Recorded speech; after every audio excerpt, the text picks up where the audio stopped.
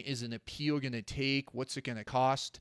And what's the likelihood of success? Walk me through your analysis when it comes to the kind of realities and timeframes involved in appealing a divorce. Sure. And that's a really important conversation to have with clients when they want to appeal, because as you know, a divorce situation is so emotionally fraught. And you really got to talk through the time and expense and the realities of it. So an appeal typically takes a year to a year and a half, I would say, in these subject areas. Some take longer, very few take less than that. And a lot can happen in a year or a year and a half.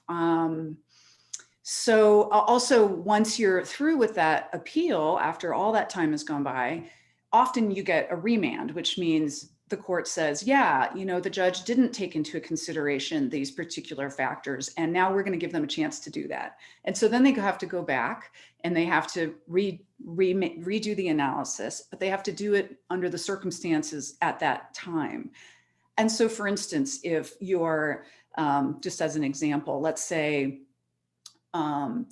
is it Eric, right? In the hypothetical, let's say it's a relocation and he moved to the East Coast and he really wanted to take his kids with him, and the court said no, and in a relocation case. And so he appeals it. Meanwhile, he moves to the East Coast. And while he's gone, the kids they get more friends, they get more ingrained in school, they're more ingrained in the community. It's going to be harder for him on remand to change the outcome. So it really has to do with why does Eric want to appeal?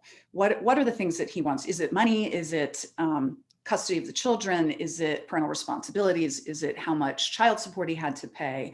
And then if it's a money situation, then we look at, okay, well, is it worth it to appeal? So I would say many appeals cost, I just throwing out a number, it's hard to say because everything's different, but somewhere around $20,000 to maybe $25,000 by the time you're done. That after that, when that year and a half is over, that's kind of what you're looking at. So if, for instance, you're upset because you don't think the child support calculations are right, but it's only a couple $100 a month difference, you got to do the math. Is it really worth it? Do you want to give that money to your ex-wife and your children, or do you want to give that money to me? And it's a real question.